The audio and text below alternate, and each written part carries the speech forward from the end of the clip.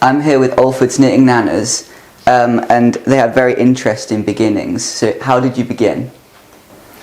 Well, we originally started with the post boxes on the manor house and the library. Remembrance, November 2021. Yeah, 2021. And it was just basically that was it for that year. We just thought we'll just do something. Well, it was Doreen actually. We said, can we do a post box? So yes, we did. I had to learn to crochet a top. Yeah, never done that before. No. So it started in 21. You work very closely with the community now. To begin with, did anyone know that you were doing it? No, that was kept a secret. We tried to make sure that nobody knew who anybody was, so that just randomly something would pop up on a postbox topper or a postbox or a bollard or something like that, and people would be like, oh, where did that come from? Try and keep it a secret for as long as possible. It did start coming out who was who eventually. We tried to keep it a secret, like I say, for a while, but you know, to people putting two and two together, seeing things in the handyman shop and whatnot, and out it came. Yes. Who they were. So now everybody knows who we are. Yeah. Knitting is quite an expensive hobby to have with the amount of wool that you need. How do you source your wool? Well, we actually get donations of wool, so obviously now people know that we're the knitters. If they've got oddments, they'll pop them in. They'll drop them into the ATP shop or into the handyman, or we do buy the occasional bit. But no, we've got quite a lot that's been donated. I mean, obviously we can't accept money, but we can accept donations of wool, and we've had quite a lot. Yeah. So we're not short of wool. No, definitely not. I think people realise what an important thing it is to the community, and it turns 50 this year. So, how do you feel towards Alfred Craft Market? Well, I've been here for 50 years, so we've sort of known. I've known the craft market for the last. I think I missed the first one in 1974. We moved here in December 74. So we've always been involved with and visited the craft markets. And I've always been interested in craft, knitting. My mother was a knitter, my adopted mum's a knitter, and we just sort of, it just keeps you busy, keeps your mind occupied. It's a good thing to be into now. Yeah, yeah, definitely. I've just got, just taught me knitting about, only really started knitting about, about a year ago-ish, probably a year, 18 months ago. Done my first few things. I'm currently knitting my friend a blanket. She doesn't know. Shush. Yeah. Robins, just bits, but I'm picking it up as I go along. The intention of, I hope, potentially taking it over one day. Yeah. We have some pieces that you produced in front of us now. Could you explain the Australia Day thing? Because I'm really interested in that. Yeah. Well, this we were asked to do a 50th anniversary of the craft market.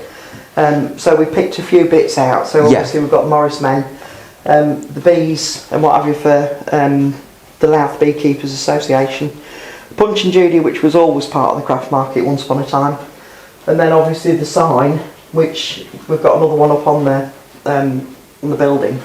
So that's the 50th anniversary one, which went down well, and I'm pleased to have kept it here. But it was in the manor house from about May through to October. Yeah. Obviously, when that came down, we've got another one going now. But there's a lot more pieces. This is the post box from January. It's the lyrebird, which is on the 10-cent coin for Australia. So it's the Australia Day one. But I love knitting the birds. That's my favourite. So we sort of did the lyrebird in front of the coin rather than on it. They do follow patterns, but they adapt. So there is no pattern for a lyrebird that we could find. So she adapted a pattern for a different bird, did tweaks, changes, things like that, and there it is. There he appeared. Yeah. And then there's obviously the poppies, which goes with the remembrance stuff for the church, which is we do ongoing. We've been doing that for this will be the third year this year. One really interesting thing about the figures that are in the other room is that they're based off real people in Alfred, which I think is a really cool thing. Yeah, there's all sorts of people. Look something similar. We've got that's just a Morris man, but we've got the craft market maintenance man in there, and one of the Morris men ladies. You got Robert. Robin. Oh yeah, Robin, Yeah. Robert, Penny Penny Farthing. So yeah, and people recognise them, which Yeah. is good. You can't put too much detail into knitting a face, but people know who they are. It's really nice to see Alford and Lincolnshire represented through your work, because I saw some in the book of like Lincolnshire cuisine and things like that. Yeah, we did the Lincolnshire Day one. We did the Lincoln Inn. Yeah. He comes out every year, and then we thought we'd do another one with Lincolnshire food. So we did stuffed chine, pork pie, Hazelett, Sausage. Lincolnshire sausages. Yeah.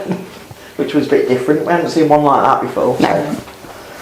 So we try and do something original if we can. Yeah. There's a lot out there. Well, it'll all be original because you make it up as you go along, don't you? Yeah, Don't follow a lots of pattern. them are. So, Where did the name Knitting Nannas come from?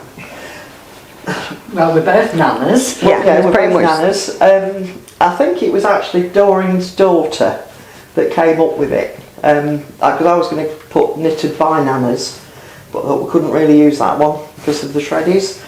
And Anna actually came up with the knitting Nannas, so we kept it as the Alford Knitting Nannas. just because of where you're based. Yeah, based in Alford, and we're both Nannas. That knit. The knit. Nannas that knit. How can people find out more about the Knitting Nannas? We have got a Facebook page, which you just go onto the Alford Knitting Nannas Facebook page and ask to join. Yeah.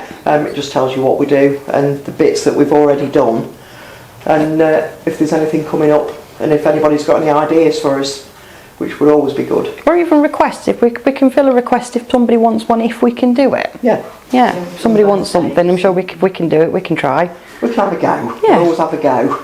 Thank you.